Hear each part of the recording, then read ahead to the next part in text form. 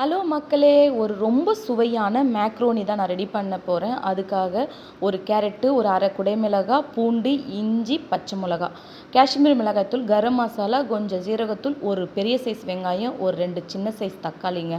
நான் மேக்ரோனி செய்யறதுக்காக சுடு தண்ணியை நல்லா கொதிக்க வச்சுருக்கேன். அதில் கொஞ்சமாக எண்ணெய் விட்டுக்கோங்க. நாம் எடுத்து வச்சுக்கிற இந்த மேக்ரோனியை நான் 1/4 கிலோ அளவுக்கு தான் இன்றைக்கி செய்ய போகிறேன். மேக்ரோனியை கொட்டிடுங்க. ஏன் நம்ம எண்ணெய் ஊற்றுறேன்னா ஒட்டாமல் நமக்கு கிடைக்கும். அதுக்காக தான். ஒரு பக்கம் மேக்ரோனி வேகட்டும். இன்னொரு கடாயில் நான் எண்ணெய் ஊற்றிக்கிட்டேன். எண்ணெய் ஊற்றுனதுக்கு அப்புறமா இப்போ ஒரு ஸ்டேஜில் இதை கிளறி விட்டுக்கோங்க. அடி பிடிச்சிடக்கூடாது. இப்போ எண்ணெய் ஊற்றிட்டு பூண்டு பல்ல பொடிசாக கட் பண்ணிக்கோங்க. அதையும் இதோட போட்டு இஞ்சி துண்டு, ஒரு பச்சை மிளகா பொடிசாக கட் பண்ணியிருக்கேன், அதையும் இதோட போட்டுருங்க. வெங்காயத்தை ஒரு வெங்காயத்தை பொடிசாக கட் பண்ணியிருக்கேன், அதையும் இதோட சேர்த்து நல்லா வதக்கிக்கோங்க. ரொம்ப சுவையாக ரொம்ப சூப்பராக இருக்கும். கண்டிப்பாக ட்ரை பண்ணிவிட்டு எனக்கு கமெண்ட் பண்ணுங்கள். அவ்வளோ சூப்பராக இருந்துச்சு. நானே பாதிக்கு பாதி சாப்பிட்டேங்க. என் குழந்தை ரொம்ப விரும்பி சாப்பிட்டா. ஒரு தக்காளி பழத்தையும் நான் பொடிசாக கட் பண்ணி போட்டுட்டேன். குட்டி சைஸ் தக்காளி 2 தக்காளிங்க. அதுக்கப்புறமா காஷ்மீர் மிளகாய்த்தூள், கொஞ்சம் கரம் மசாலா, கொஞ்சமாக ஜீரகத்தூள் போட்டுக்கோங்க. அப்புறமா கொஞ்சமாக உப்பு போட்டு நல்லா வதக்கிட்டு நம்ம கட் பண்ணி வச்சுக்கிற குடைமிளகாவையும் ஒரே ஒரு கேரட்டையும் போட்டுருங்க. போட்டு நல்லா வதக்கிடுங்க.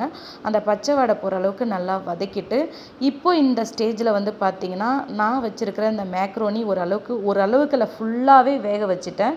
தண்ணியும் கரெக்டாக வச்சதுனால அதில் தண்ணியும் இல்லை, கொஞ்சமாக தான் தண்ணி வந்துச்சு. தண்ணி இல்லாமல் வடிகட்டிக்கோங்க. இப்போ பார்த்தாலே தெரியும் நல்லா வெந்துருச்சுங்க. அவ்வளோ ஒரு சுவையாக இருந்துச்சுங்க. இப்போ மதியம் ஸ்கூல் விட்டு பாப்பா வருவா, அவளுக்கும் கொஞ்சம் வச்சுருக்கேன் தர்றதுக்காக. அவ்வளோ டேஸ்டியாக இருக்குது. கண்டிப்பாக ட்ரை பண்ணுங்கள். இப்போ இந்த ஸ்டேஜில் நான் எடுத்து வச்சுக்கிற இந்த மேக்ரோனி எடுத்து கொட்டிடலாம். கொட்டிட்ட பிறகு இதில் கொஞ்சமாக சோயா சாஸ் ஊற்றிக்கோங்க. அதுக்கப்புறம் கொஞ்சமாக டொமேட்டோ சாஸ் ஊற்றுனீங்கன்னா ஒரு சுவையான மேக்ரோனி ரெடிங்க. கண்டிப்பாக இந்த மாதிரி ட்ரை பண்ணிங்கன்னா வீட்டில் குழந்தைங்க இன்னும் செஞ்சு கொடுங்கம்மா நான் சாப்பிட்றேன்னு சொல்லுவாங்க. கண்டிப்பாக உங்களுக்கு பிடிக்கும்னு நினைக்கிறேன். இந்த ஸ்டேஜில் நல்லா கிளறி விட்டுக்கோங்க. எல்லாமே மசாலாவும் இந்த காய்கறிகளோடு நல்லா சேர்ந்து வரட்டும்.